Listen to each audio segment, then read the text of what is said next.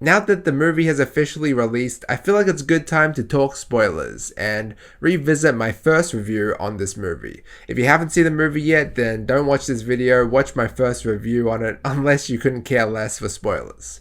But man, I haven't done a spoiler talk in a while. I only do that for movies where I just have so much to talk about it that I just need to get into spoilers. This movie is kind of one of them, but to be honest, I wasn't really anticipating on doing a spoiler talk. However, due to popular demand, here we go. First of all though, let me know what you thought about the movie and what the standout of this movie was for you. If you liked it or if you hated it. For me, I still stand by what I rated it initially, which was like a B+, and I still stand by basically all of what I said during my first review. I might even consider bumping up the rating to like an A- because I enjoyed it a lot, and it's one of those movies where thinking about it over time has made me really appreciate how creepy and terrifying the movie's concept actually is. Now, unfortunately, this movie is not really too fresh in my mind anymore since it has been a couple of days and I have other things on my mind now. But I'll try to cover most things. But yeah, don't expect me to be like a very analytical, very critical movie reviewer. Like, man, this shot would have been really good if the lighting was like northeast instead of southeast. No, I'm just someone who loves to talk about movies and wants to discuss it with other people. But let's get to it. So to sum it up, Smile is a movie about a spirit, entity or curse. Any one of these can be used to describe it, but it's one of those that latches onto a victim when their previous host kills themselves in front of them. And then that victim is tormented by the being for the rest of the days before they kill themselves in front of someone else. And then the cycle repeats. I was just actually talking to my friend about this, and this movie is like almost like one of those Facebook shitposts from like back in the day where it's just like a chain spam message saying, oh, if you don't repost this message to 10 other friends, a little girl will come into your room tonight at midnight and kill you, or some shit like that. This movie actually has a lot of pretty familiar concepts now that I think about it, but I still thought it did a pretty damn good job. I just love the horror mystery element and that crazy sequence at the end, which I'll get to later, don't you worry. But first, I just kind of want to talk about it in like chronological order and start off with Laura Hasn't Slept, Parker Finn's 2020 short film, which was essentially a prequel to this film and I guess what set up this film. Shortly after he released that, Paramount just tapped him on the shoulder to write and direct a feature adaptation of that short film, and that became Smile, so that's pretty cool. And quite rightfully so, because that was a really good short film in my opinion. Very suspenseful, very like, whoa, like crazy and twisted in a way. It was essentially about Laura talking to her therapist about this dream or nightmare she keeps having where it feels like she's going to die. And then the situation flips on her where she was actually having that nightmare right then and there.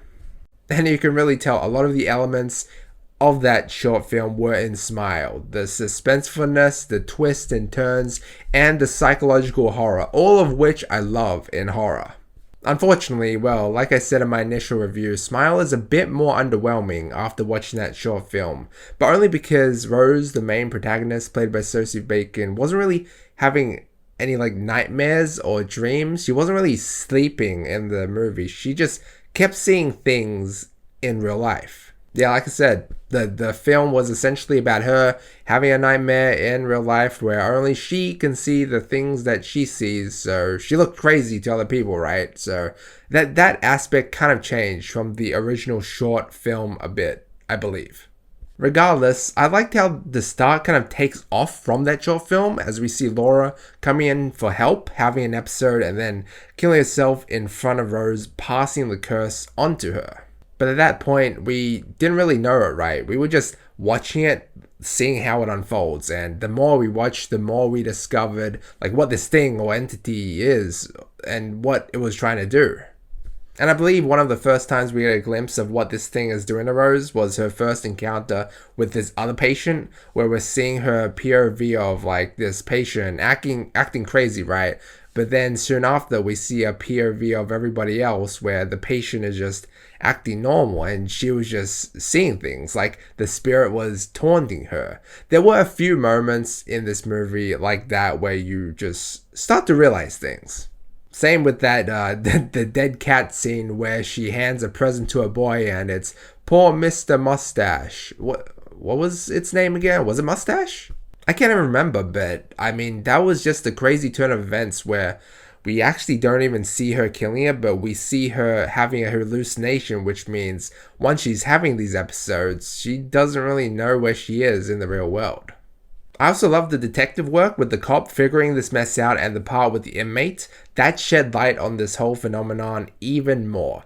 Learning about the mystery and how to escape it. Like, it's either you kill yourself in front of a witness or you kill someone else in front of a witness and the witness becomes cursed.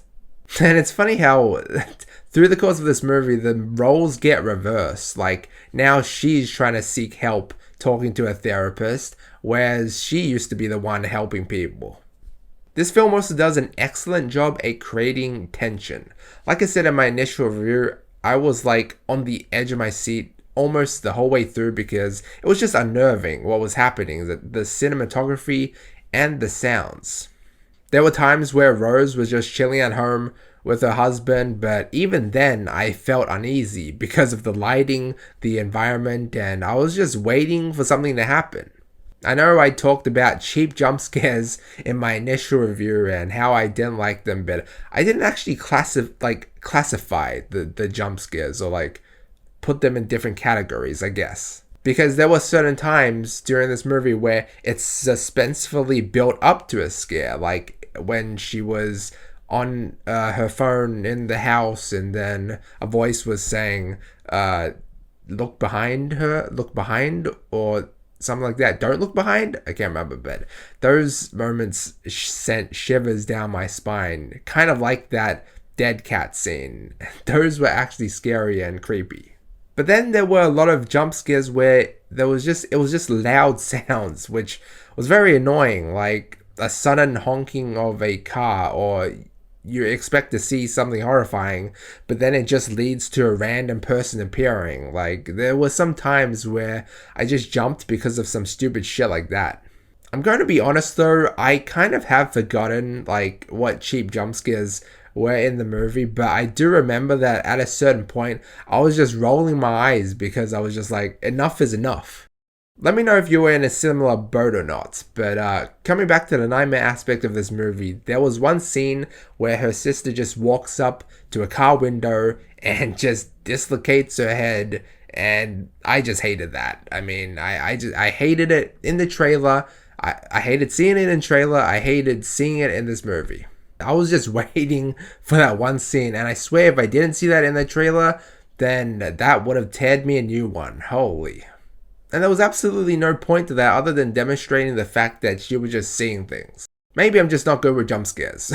I mean, there's some people who like jump scares, who finds them funny even. I'm not one of those people. I'd rather be creeped out than be jumped. But luckily for me, this movie does both. I'll get to what I mean in a second. But it comes back to what I was saying in my first review, where because it's a nightmare, they can do whatever they wanted, right? And it's not even real. That idea is even more obvious in the scene where she went back to the hospital with the knife and stabbed the patient multiple times in front of the doctor to pass the curse onto him. Then he just pulls his face off or something. And then she just wakes up on the wheel of her car like it was just all a dream. I even heard some people like in my theater after that happened being like, really? Now there were two big situations where there was like a twist like that. One was that one. Wasn't a big fan. But the second one, towards the end where we thought she killed the monster but then she didn't, that was fucking creepy as hell. I did think it was a bit too easy, like setting it on fire, so I was amazed it like worked out so easily or smoothly, at least I thought. But then, you know, the calming music came and it settled down, so I thought everything was fine, right? But then all hell breaks loose again, and I honestly didn't really expect that. First of all, the monster. Now, I heard this spirit or entity or whatever it is likes feeding off one's trauma, and we definitely got that in this movie. With the girl at the start, Laura, who died in front of her, and then the therapist, and then her mother, which was the big one, right? Since that's where the monster finally takes shape. The more I think about it, the more I love it, because it just makes so much sense. Let's talk about that final act though. Oh my god, fuck. Okay, so the monster peels its skin off, reveals their flesh where you can see their bone structure even, and reveals their face, which is like either multiple sets of teeth or like multiple mouths. I can't even remember, but pulls Rose's mouth open really wide and then enters her, but only she could see that, and the cop that busted down the door at that second couldn't. But he does see her set herself on fire. Now, there's a simple explanation for this, right? Rose gets possessed, and I guess that's what happens to each of the victims, and then she dies and passes on the curse to this cop. Initially, after the movie, I was like, there's no way it just ends. There has to be like a smile too or something. Like, we don't really know too much about this monster, and it still leaves us hanging. But now I'm like, okay, if this is just one movie, and that's all there's to it, then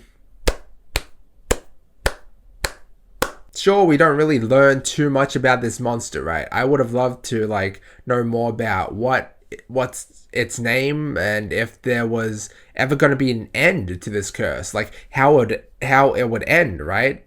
But I mean, the concept is not really a mystery anymore because we learn so much about it throughout the course of the movie, and I believe the idea of not knowing is even more scarier than knowing. But we do know that now the curse is within the cop, who I forgot the name of, and that it's never ending, right? That is if they don't develop a sequel to this movie. So Rose was just a scapegoat, a placemaker, a dummy, a puppet, if you will, something like that. But the actual main protagonist of this movie was the monster. Food for thought. Food for thought. Man, I love horror movies that make me think, you know.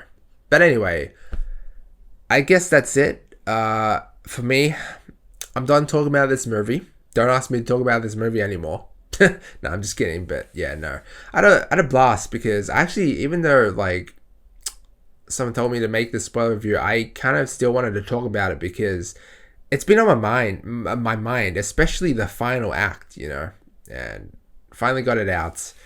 Yeah, it's almost all I want in a horror movie like this.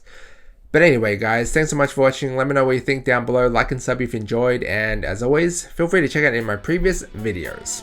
Until next time.